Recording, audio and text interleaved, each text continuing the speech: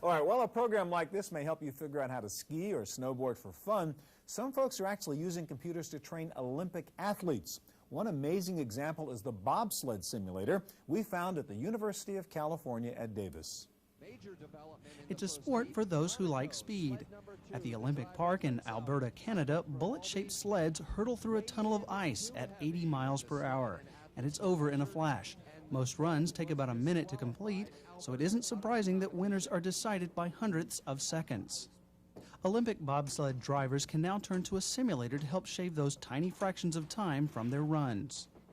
The University of California at Davis has a bobsled simulator that provides picture, sound, and movement inside a bright blue capsule that doesn't need ice or gravity.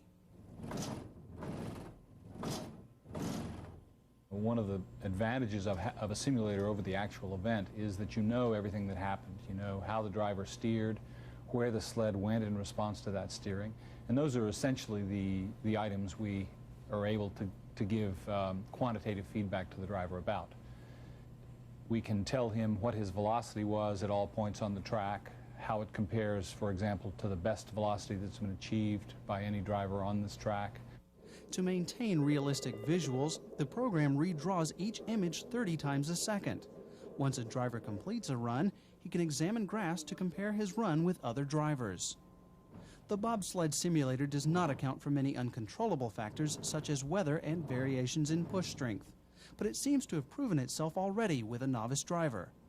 He had sort of stalled out in reducing his time, and he looked, and I helped him to look at his steering and the graph of his velocity difference, and we decided that he should steer a little bit earlier and more in turn 12.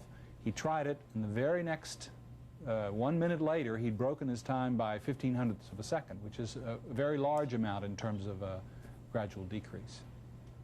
For the Computer Chronicles, I'm Giles Bateman.